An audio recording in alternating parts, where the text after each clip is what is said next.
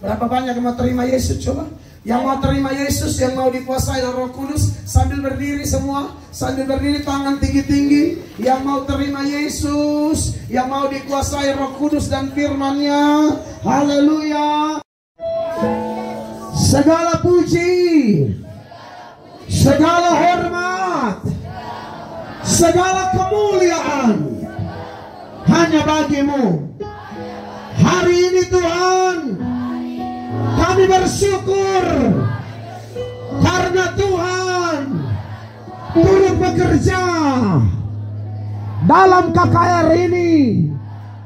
Kami percaya ketika 2-3 orang berkumpul sepakat memanggil namamu, Engkau ada di sini.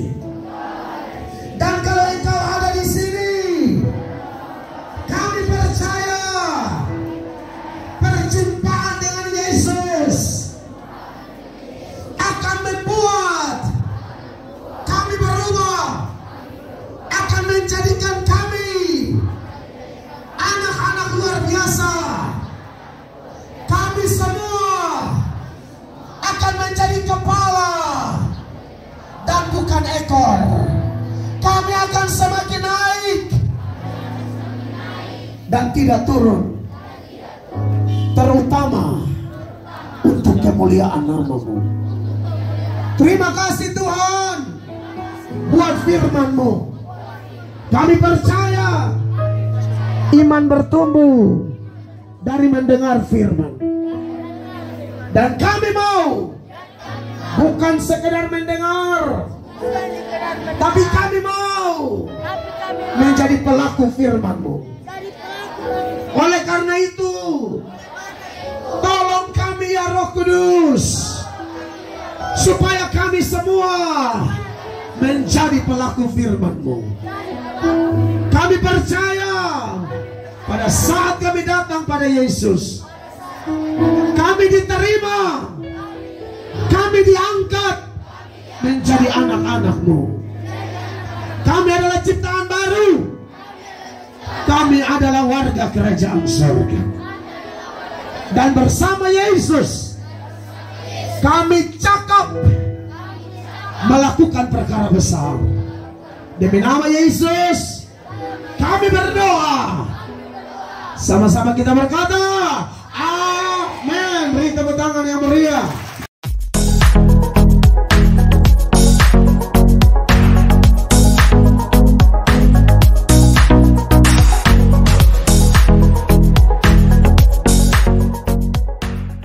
Bersama-sama.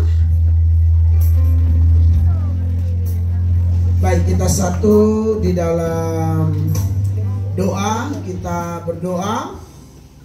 Terpujilah Allah yang maha besar, Allah yang ajaib, Allah yang luar biasa, Allah yang tidak pernah berubah, dahulu, sekarang, sampai selama-lamanya. Saat ini Tuhan, karena kasih dan kemurahan Tuhan, kami semua ada sebagaimana kami ada. Kami siap dengar firman-Mu. Hamba-Mu akan bicara atas nama-Mu. Hamba mohon Tuhan, tolong kami semua supaya kami bisa menerima firman-Mu dengan baik. Kami yakin Tuhan sudah mengampuni dosa kami, maka tidak ada penghambat untuk kami menerima berkat, sukacita, pembaharuan, pemulihan yang berasal dari Tuhan sepanjang ibadah kami, terkhusus jam pemberitaan firman saat ini. Hamba-Mu akan bicara atas nama-Mu. Hamba tidak mampu. Hamba minta tolong Roh Kudus berkuasa atas hamba, supaya setiap huruf, kata, kalimat yang hamba-Mu seberangkan kepada semua pendengar betul-betul berasal dari Allah dan memberi kemerdekaan yang sejati. Demi nama Tuhan Yesus, firman Allah yang telah menjadi manusia, yang adalah pusat pujian penyembahan kami, pusat pemberitaan kami, satu-satunya jalan kebenaran dan hidup. Kami berdoa dan semua yang siap menerima firman-Nya, dalam nama Yesus kita berkata amin. Beri tepuk tangan yang meriah bagi Tuhan. Silakan duduk saudara-saudara, anak-anak yang diberkati oleh Tuhan Yesus. Duduk dengan tidak ada suara. Ya, anak-anak, sementara khotbah berlangsung, ini sudah kelas 7, jadi harus tambah pintar, tambah dengar-dengaran. Bukan seperti anak kelas 2, kelas 3, kelas 4 lagi. Semua yang di sini kelas 7, benar? Ya, jadi tolong bersikaplah seperti anak kelas 7. Terima kasih buat Bapak Ibu Guru. Terima kasih buat orang tua, semua keluarga besar SMP Citra Bangsa yang hadir saat ini. Tuhan Yesus memberkati kita semua. Saya diberi tema oleh panitia dalam KKR ini, yaitu Aku Bebas. Ayat yang berkaitan dengan Aku Bebas tentu ada banyak, dan sebagai nats pembuka saya memilih Roma pasal 6 ayat 20 sampai ayat 22. Roma pasal 6 ayat 20 sampai ayat 22. Apakah anak-anak sudah menemukan ayat tersebut? Di layar di depan juga ada. Bagaimana kalau kita perhatikan di layar di depan bersama-sama, lalu hitungan ketiga kita baca sama-sama. 1, 2, dan 3. Sebab waktu kamu hamba dosa, kamu bebas dari kebenaran. Dan buah apakah yang kamu petik daripadanya? Semuanya itu menyebabkan kamu merasa malu sekarang, karena kesudahan semuanya itu ialah kematian. 22, 23. Tetapi sekarang, setelah kamu dimerdekakan dari dosa, dan setelah kamu menjadi hamba Allah, kamu beroleh buah yang membawa kamu kepada pengudusan, dan sebagai kesudahannya ialah hidup yang kekal. Haleluya. Beri tepuk tangan buat firman Tuhan. Secara jujur, saya sempat memikirkan tema yang lain, karena saya tidak baca lagi surat undangan. Karena Pak Wakaset, Pak Nius, selain kasih surat undangan juga kasih pesan singkat melalui WhatsApp. Jadi saya hanya ingat tanggal kegiatan, jam kegiatan. Di pikiran saya adalah temanya terserah Pak Pendeta. Maka Pak Pendeta mempersiapkan atau memikirkan tema yang lain. Tadi sempat saya siapkan, diberkatilah orang yang mengandalkan Tuhan.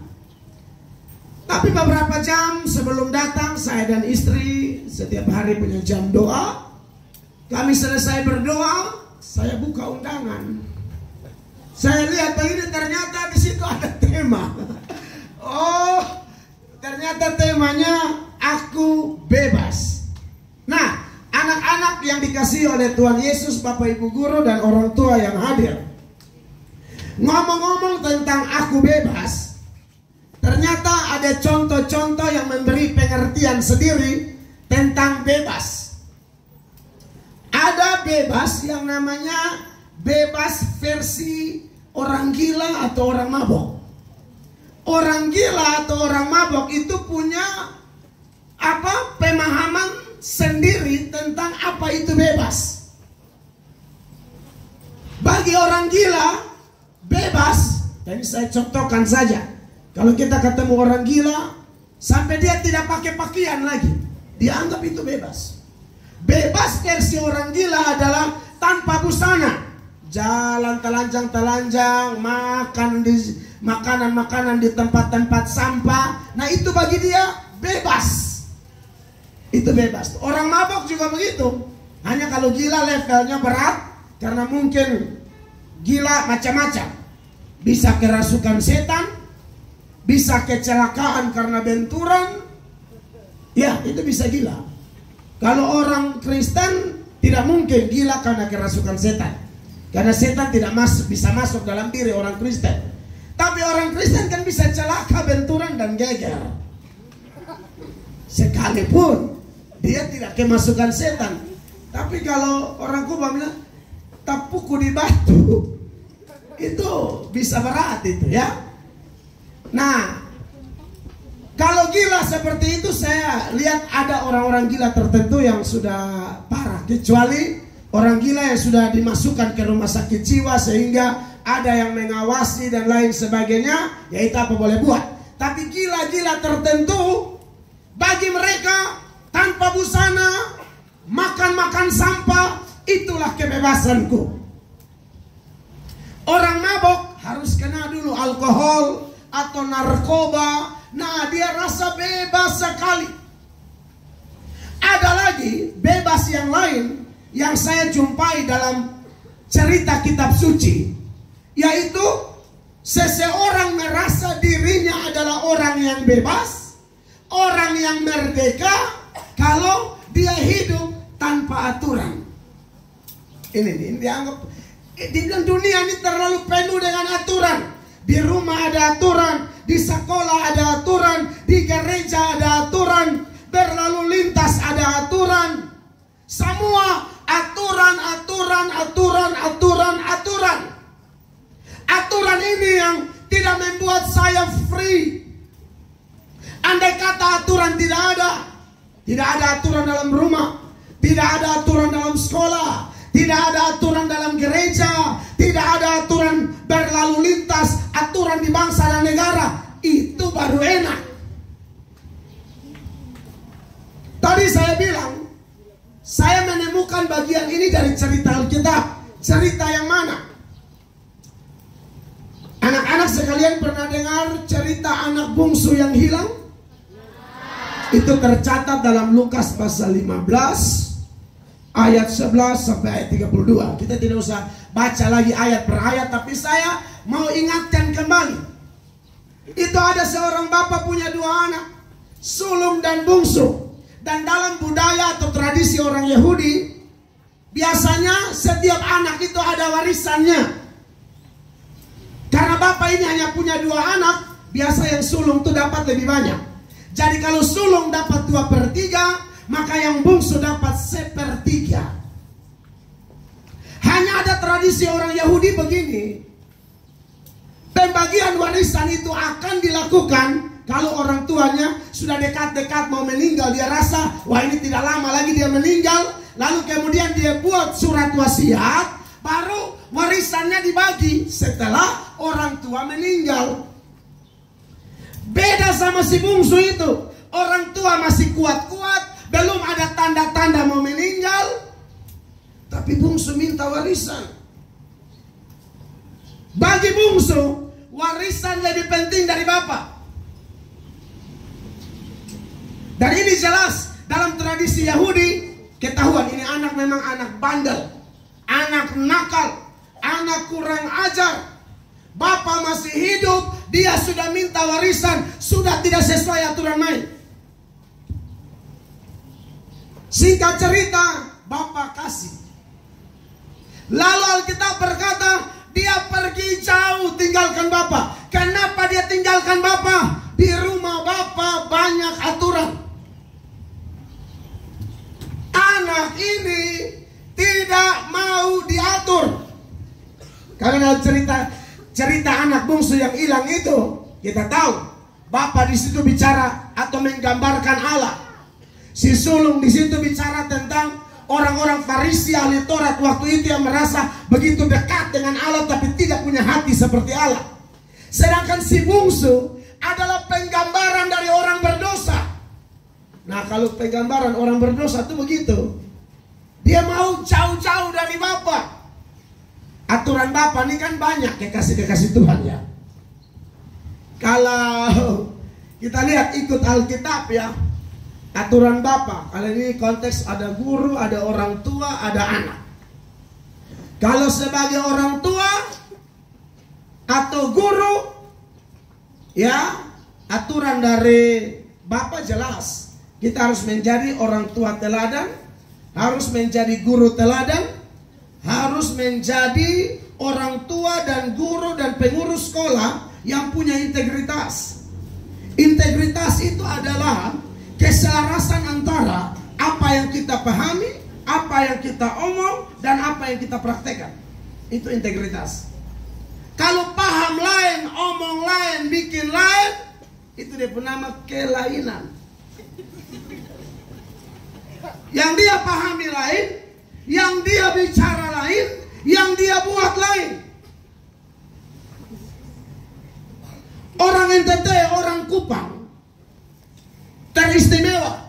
Para orang tua yang memasukkan anaknya di sekolah ini menaruh harapan yang besar, ekspektasi yang tinggi terhadap sekolah Citra Bangsa ini.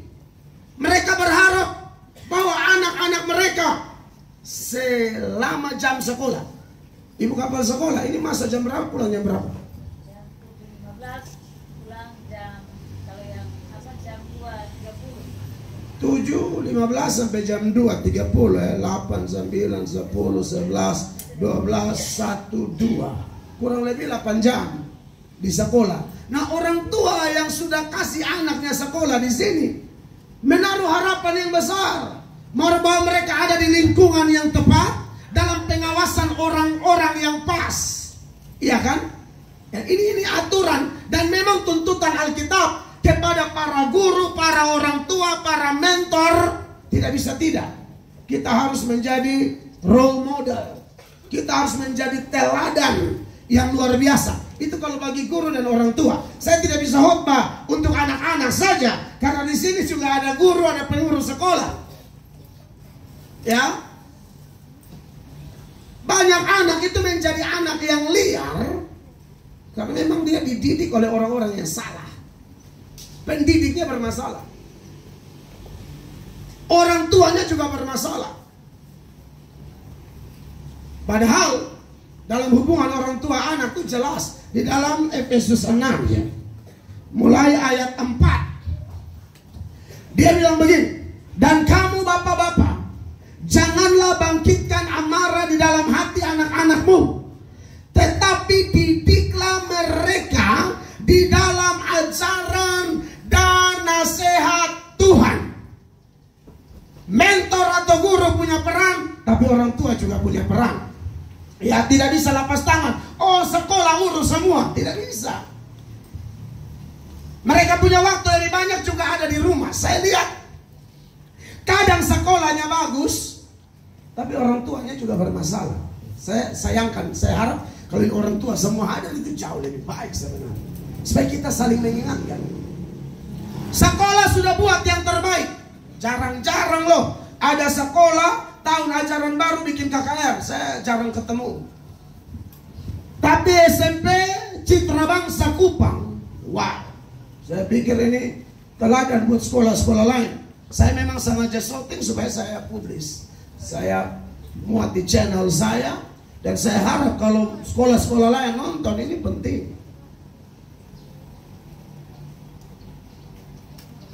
Hai kamu bapak-bapak, janganlah bangkitkan amarah di dalam hati anak-anakmu. Cara orang tua bangkitkan amarah di hati anak ini banyak ya. Ada yang memang marah anak di depan umum, marahnya sudah tidak dengan penuh kasih, tapi lebih ke membuli anak. Ada loh orang tua yang dia bukan marah dengan penuh kasih, bukan penuh didikan dan ajaran Tuhan, dia lebih ke bully anak. Di muka orang semua dia, ini hitam satu nih. Dia tahu dia disertain anak jadi hitam, dia bapak bu model, tacu.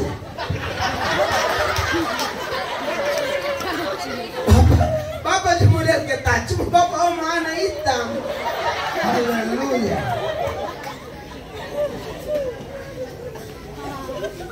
Dan macam-macam. Ada lagi orang tua tuh yang pilih kasih. Ada orang tua yang pilih kasih. Saudara lihat, saya cerita di Alkitab. Ishak punya anak emas, Esau. Ribka punya anak emas, Yakub. Esau lebih dikasihi oleh Ishak, sedangkan Ribka lebih sayang Yakub. Akhirnya kacau itu rumah tangga.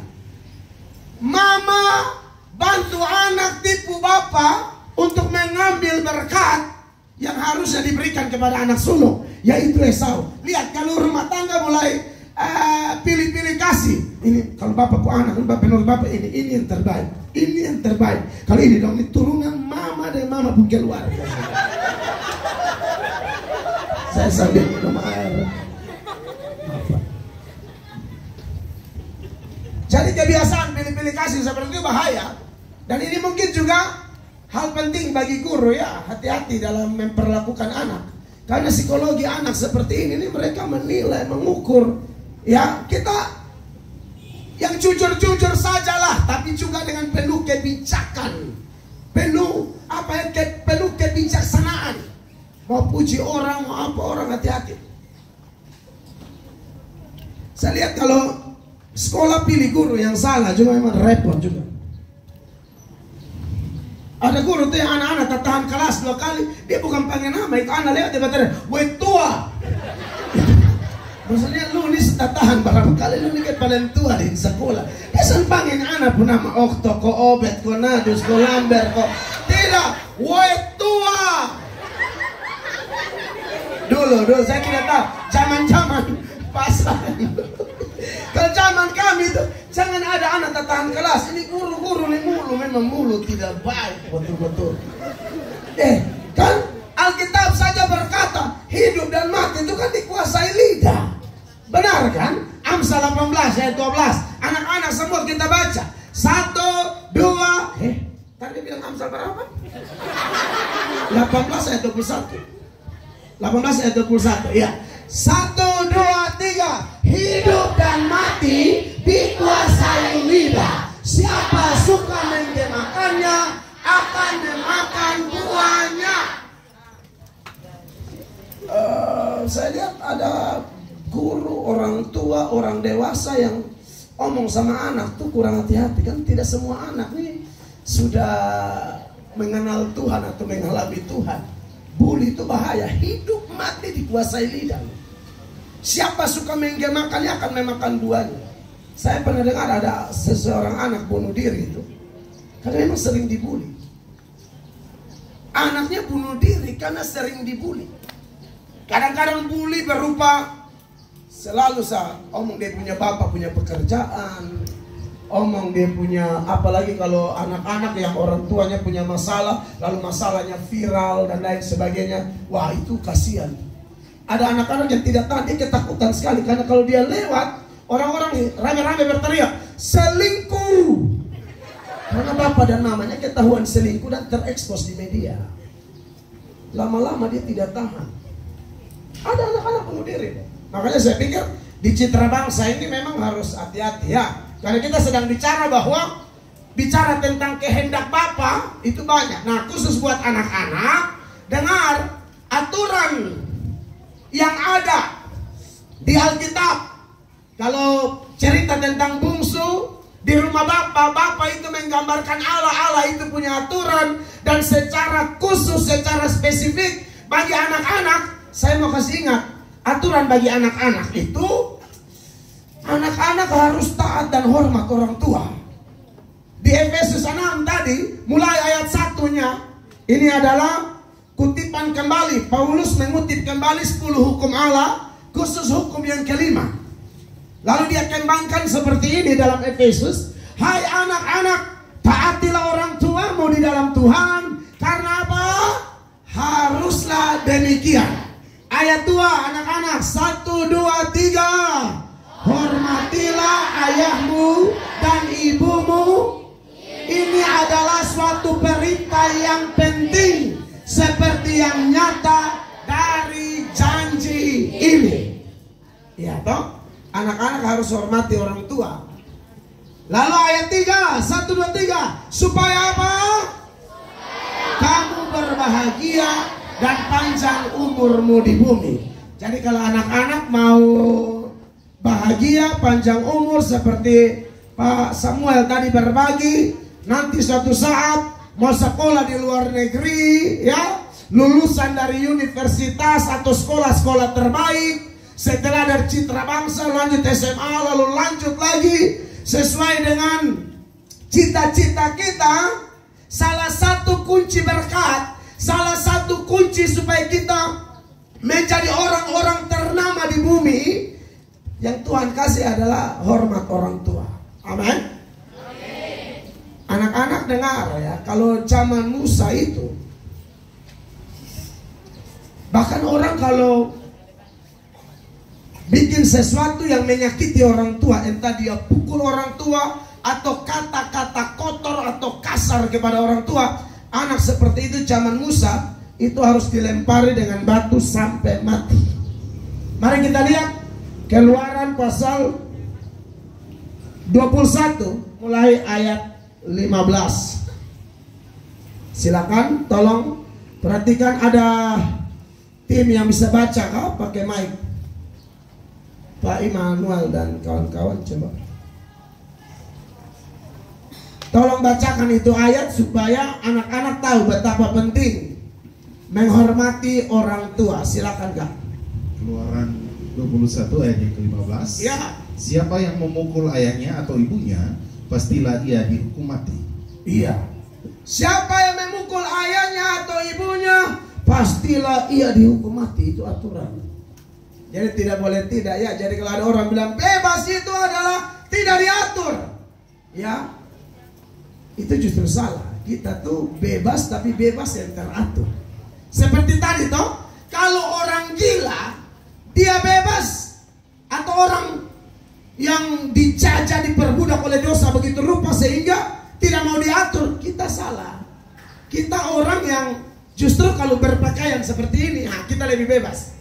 Kita lebih bergerak bebas, lebih rasa aman, karena kita ada yang mengcover kita, ada yang mengatur kita. Nah itu anak Tuhan yang baik. Anak-anak yang diberkati, ayat ini jelas, jangan bikin sesuatu kepada orang tua, apalagi pukul orang tua, kita habis. Ayatnya yang ke-17. Siapa yang mengutuki ayahnya atau ibunya, ia pasti dihukum mati. Iya. Siapa yang mengutuki ayahnya atau ibunya, pastilah ia dihukum mati. Ya. Jadi saudara-saudara yang diberkati oleh Tuhan Yesus Kristus, ini penting. Lalu hubungan dengan guru, itu ada di Alkitab tidak? Ada. Perhatikan ini anak-anak. Dengar baik-baik. Fokus, konsentrasi. Selain dengan orang tua, hubungan dengan guru juga ini penting. Ada anak-anak yang dia pikir, oh cukup orang tua saya, guru tidak perlu. Anda keliru. Alkitab mengatur itu, bahwa guru itu Tuhan juga pakai mereka. Banyak orang setelah mengalami masa depan yang suram dan lain sebagainya, baru dia menyesal. Dia bilang, coba dulu saya dengar orang tua saya, coba dulu saya dengar guru saya, nasihat saya, mungkin saya tidak jadi seperti ini. Tapi penyesalan selalu datang terlambat. Syukur-syukur kalau masih ada kesempatan untuk bangkit dan berubah. Tapi kalau kesempatan itu tidak ada, dalam bahasa Yunani kesempatan atau waktu Tuhan seperti itu ada dua kata, ada kronos, ada kairos. Kalau kronos itu yang melahirkan kata kronologi, urut-urutan, SD, SMP, SMA, terus. Tapi kalau kairos itu tidak datang dua kali. Nah kalau kesempatan itu kita tidak manfaatkan dengan baik, nah itu bahaya. Kita bandingkan berkaitan dengan guru ya. Di dalam Amsal 5 mulai ayat 11. Perhatikan ayat ini. Dan pada akhirnya engkau akan mengeluh kalau daging dan tubuhmu habis binasa. Kenapa? Terus? Lalu engkau akan berkata, mengapa aku benci kepada didikan dan hatiku menolak teguran? Iya, dia benci kepada didikan, dia menolak teguran. Konteks ayat ini yang mendidik dan menegur siapa? Ayat yang berikut 13. mengapa aku tidak mendengarkan suara guru-guruku Nah, itu dia. dan tidak mengarahkan telingaku kepada pengajar-pengajarku? Nah, jadi kalau konteks waktu itu, anak-anak semua punya mentor, punya guru, punya pengajar. Dan hari ini orang tua dari anak-anak sekalian mempercayakan anak-anak di sini, maka orang tua kita di sekolah adalah guru kita. Makanya kenapa saya mulai tadi dengan kasih ingat Bapak Ibu guru juga, supaya jadilah orang tua yang berintegritas. Karena ternyata memang peran Anda itu besar, Bapak Ibu guru. Besar sekali, tidak main-main, dan itu dipertanggungjawabkan di hadapan Allah. Menjadi salah kalau kita menjadi guru di SMP ini hanya orientasinya gaji. Oh, saya pikir nanti kita ogah-ogahan, kita cuek, kita yang penting target bulanan. Tidak bisa begitu. Saya sebagai hamba Tuhan dan saya tahu sekolah ini didirikan dan guru-gurunya banyak yang basicnya, latar belakangnya hamba Tuhan. Saya bukan baru kerjasama dengan ini sekolah dalam urusan sebagai rohaniwan yang diundang bicara. Makanya saya perlu tekankan ini lagi. Ya. Nah, anak-anak yang diberkati oleh Tuhan Yesus Kristus, dan masih ada sejumlah aturan lain di dalam Alkitab buat kita semua, sesuai dengan peran kita, posisi kita masing-masing. Entah guru, orang tua, atau murid, termasuk pendeta. Wah, pendeta juga tidak boleh main-main. Pendeta, hamba Tuhan itu, kalau di Alkitab dia suruh ajar apa harus lakukan.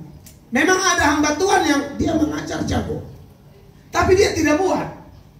Nah, ini bahaya. Dan kelihatannya hamba Tuhan jadi sini dapat angin segar gara-gara ada ayat begini. Kalau ada hamba Tuhan dia khotbah benar tapi kelakuannya tidak benar, dengarkan saja dia, tapi jangan ikut kelakuannya. Jadi akhirnya ada hamba Tuhan yang pegang, sudah yang penting saya ajar benar, soal kelakuan saya tidak benar, itu urusan saya dengan Tuhan Allah. Dia omong, dia pikir Tuhan Allah tidak lihat dari sorga. Urusan dengan wali kota aja kita pusing, urusan dengan gubernur aja kita pusing. Ringan sekali mulutnya berkata, nanti berbeda dengan Bapa di sorga. Lu yakin? Lu pernah baca Alkitab ayat-ayat yang bicara tentang sisi lain dari Tuhan selain kasih? Alkitab bilang ngeri benar jatuh di tangan Allah yang hidup. Ngeri. Allah adalah api yang menghanguskan. Makanya di Matius 23 ayat yang saya maksud tuh, Matius 23 ayat 1 sampai 3. Ayat 1 bilang begini. Matius 23 silakan. Maka berkatalah Yesus kepada orang banyak dan kepada murid-muridnya, katanya, ahli-ahli Taurat dan orang-orang Farisi telah menduduki kursi Musa. Ya, jabatan itu, jabatan rohani. Terus, sebab itu turutilah dan lakukanlah segala sesuatu yang mereka ajarkan kepadamu, tetapi janganlah kamu turuti perbuatan-perbuatan mereka. Kenapa? Karena mereka mengejarkannya tetapi tidak melakukannya. Mereka ajar tapi tidak buat. Itu saya pikir guru juga mesti tarik juga ya. Kita ajar anak berdoa di rumah, kita tidak berdoa, geserin handphone TikTok sampai setengah 4 dan sebingung-bingung mabuk mengantuk, baru ajar materi lain, emosi boro-boro mengamuk ke anak, tersinggung deh anak-anak nilai bagus, coba tugas nilai sampai dosa lo sama Tuhan. Kau tahu son lihat sama Tuhan Allah, lihat Tuhan cek ke Pak Guru kas mati di istirahat. Iya toh. Jadi mungkin karena ada yang model begini, mungkin ada pendeta atau guru yang porsinya ngajar, ya sudah yang penting kita ajar benar. Soal kelakuan kita tidak benar, itu tidak ada urusan kita sama Tuhan. Dia jam baca sampai ayat 3, dia baca terus dulu. Tuhan bilang kalau ada pengajar model begini, pendeta atau guru model begini, Tuhan bilang dong ini pemimpin bodoh, pemimpin buta, tidak peduli saudara latar belakang pendidikan setinggi apa, tapi kalau hanya bisa ngomong tidak bisa buat. Yesus bilang bodohnya luar biasa, butanya luar biasa, dan orang begitu tidak mungkin masuk surga. Perhatikan ayat 13, lompat dari Matius 23 ini. 13 bilang begini, celakalah kamu hai ahli-ahli Taurat. ini orang-orang yang tadi nih, yang pintar ngomong tapi tidak pintar buat. Dan orang-orang Farisi, Nah. hai kamu orang-orang munafik, Ya, karena kamu menutup pintu-pintu kerajaan sorga di depan orang. betul. Sebab kamu sendiri tidak masuk dan kamu merintangi mereka yang berusaha untuk masuk. Iya, jadi mereka bingung guru. Bisa di laptop tuh ada materi mengajar, tapi ada video porno juga di laptop. Kalau ada guru begitu di Citra Bangsa, sini maju foto-foto bersama dulu. Sana kenang-kenangan saja supaya maksudnya beta pas ada bingkai-bingkai sisa di rumah. Di laptop itu materi ajar, tapi juga video porno ada di dalam. Jadi apa mengajar lagi sekolah yang pakai label, bukan sekolah biasa, sekolah Kristen. Waduh, bikin malu benar orang kayak begitu. Kalau bapak-bapak guru ada yang begitu, ya sudah anggap saja Tuhan ingatkan bapak melalui saya. Lebih baik tadi kasih ingat melalui khotbah daripada tumor. Soal biar bukan tukang sumpah orang, tapi biar lebih dikasih ingat aja, man. Lebih baik khotbah keras daripada surga action langsung. Karena dia masih pakai juru bicaranya lebih tersinggung dikit cuma bilang satu saya suka sendiri, mana lah. Akhirnya dia renungkan gitu. Iya toh, daripada kita menipu anak-anak, lihat ini. Terus 14. Celakalah kamu, hai ahli-ahli Taurat dan orang-orang Farisi, hai kamu orang-orang munafik, sebab kamu menelan rumah janda-janda, sedang kamu mengelabui mata orang dengan doa yang panjang-panjang. Sebab itu kamu pasti akan menerima hukuman yang lebih berat. Guru yang tidak bertobat, pendeta yang tidak bertobat, pukulannya lebih berat. Bapak Ibu, ini kita mau bimbing anak. Sini anak-anak bet kalau ngomong terlalu tinggi bet, ini antara nyambung tidak nyambung ini. Ini sudah kegiatan dari jam berapa? Darah Yesus berkuasa. Iya. Jadi sudahlah, kalau anak semangat Bapak dan mengerti, saya berangkat ulang. Amin. Amin. Tapi ada anak-anak dia bicara dulu nih suka, jadi ada tidur di pantai di Lasiana. Asini kakak zoom sana buka kau bilang orang tangga. Coba boleh zoom sana. Coba. Haleluya. 15. Lihat ini. Jangan main gila ya Bapak Ibu guru, orang tua termasuk pendeta. Ini kita ajar begini pulang kita bikin lain, Tuhan hantam kita lebih berat. Terus, celakalah kamu, hai ahli-ahli Taurat dan orang-orang Farisi, hai kamu orang-orang munafik, sebab kamu mengarungi lautan dan menjelajah daratan untuk mentobatkan satu orang saja menjadi penganut agamamu, ya. Dan sesudah ia bertobat, kamu menjadikan dia orang neraka. Waduh. Yang 2 kali lebih jahat daripada kamu Kalau saya sendiri. seberangkan ini kepada Citra Bangsa, kita kan tidak mau jadikan anak-anak kita orang neraka, amin. Kita mau jadikan anak-anak kita ini orang surga. Amin. Ini mengajar apa dia? Murid.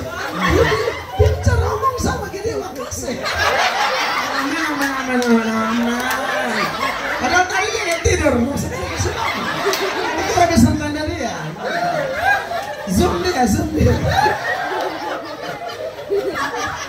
Gimana dia anak umur begini dia bicara amin begitu. Amin. Bicara orang anak kayak ini. Orang apa? Orang Jawa plus Timur. Darah Yesus berkuasa. Pantas kalau orang timur tuh biasa amin sekali. Ini amin pantas Jawa. Amin. Yesus baik ya. Ini Pak pendeta pikir makasih.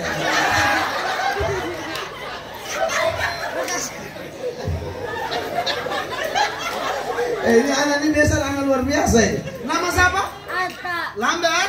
Atta. Ini anak biasa luar biasa. Ini anak biasa luar biasa.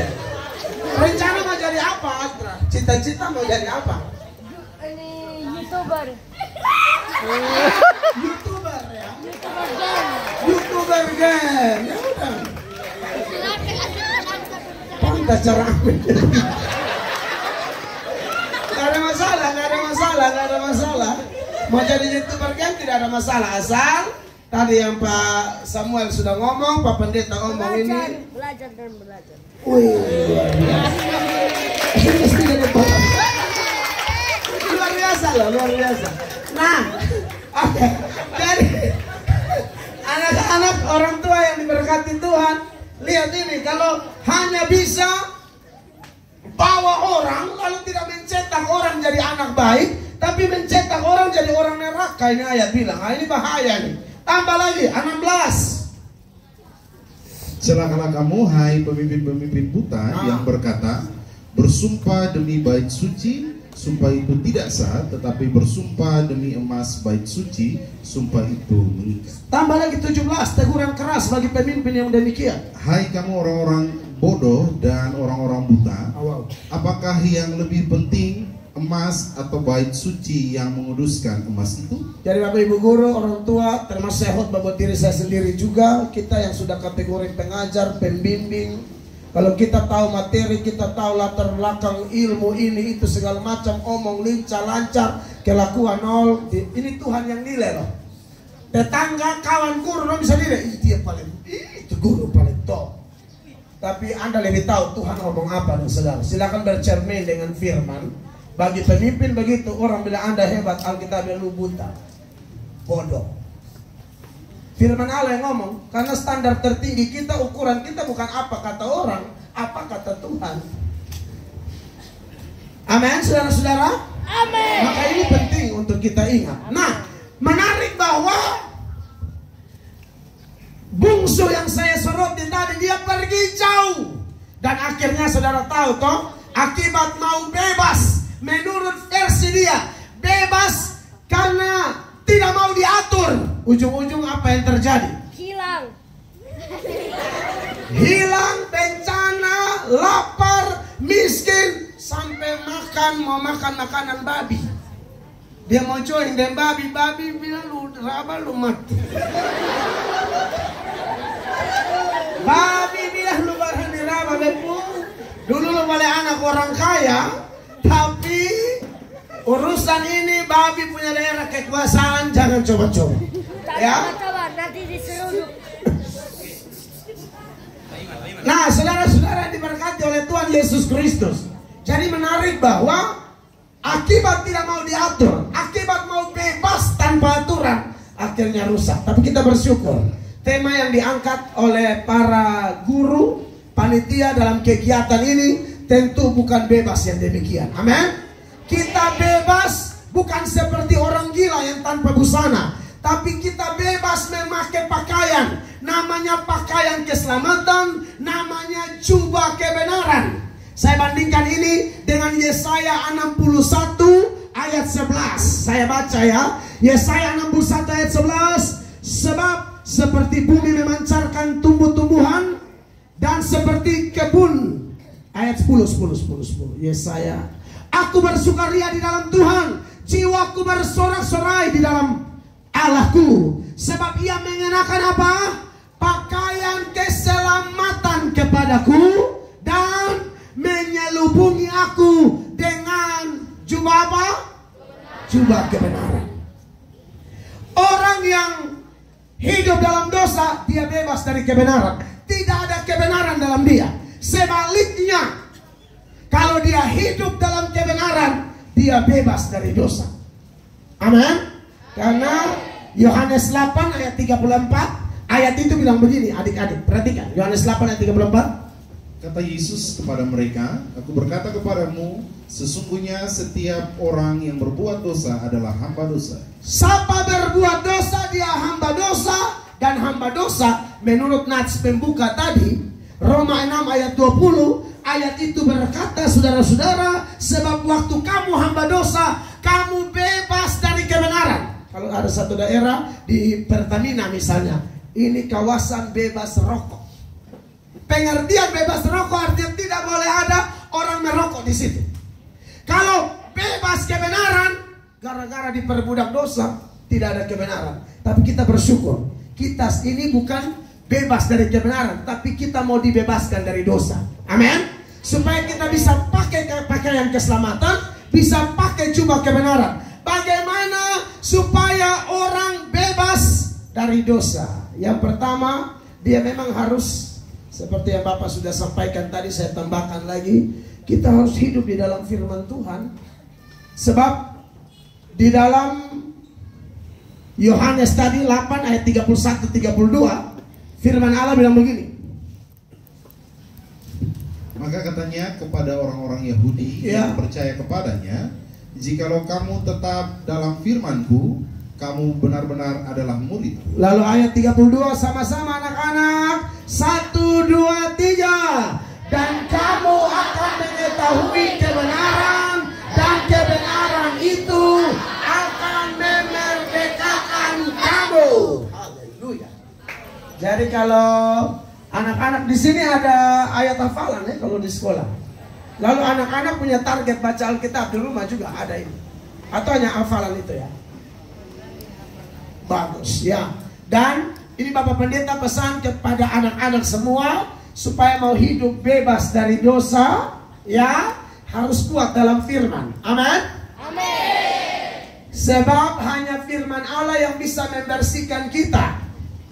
Di dalam Mazmur 119 ayat 9 ada yang hafal ayat ini?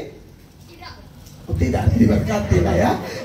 Mazmur 119 ayat 9. Sama-sama. 1, 2, 3. Dengan apakah seorang muda mempertahankan kelakuannya bersih, dengan menjaganya sesuai dengan apa? Firman-Mu. Haleluya. Tambah lagi Yohanes 15 ayat 3. Jadi penting sekali baca Alkitab, hafal ayat dan lain sebagainya, itu bagus kan. 1, 2, 3. Kamu memang sudah bersih karena firman yang telah kukatakan kepadamu. Jadi banyak-banyak baca Alkitab ya.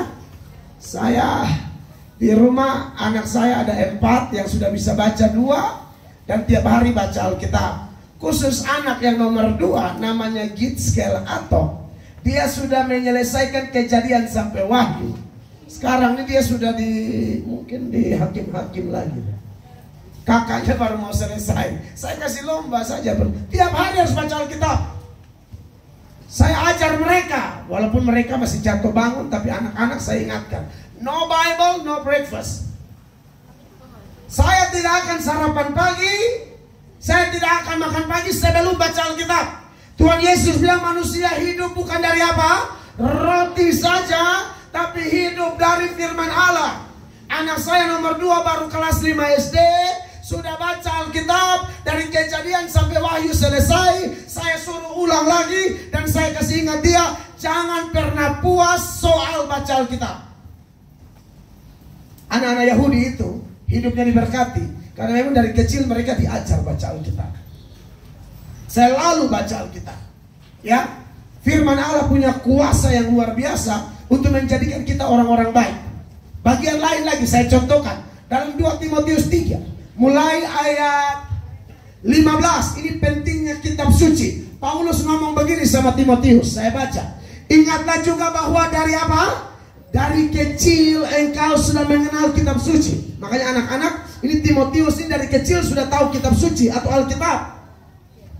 Ya, yang dapat memberi hikmat kepadamu dan menuntun engkau kepada keselamatan oleh iman kepada Kristus Yesus. Jadi dengan firman Allah, orang bisa tahu tentang Yesus. Siapa Yesus, bagaimana karakternya. Dia tahu bahwa Yesus itu Allah yang jadi manusia. Yesus itu Tuhan Juru Selamat. Yesus itu satu-satunya penebus. Dari Yesuslah kita dapat segala berkat rohani maupun jasmani. Amin. Amin. Jadi penting sekali.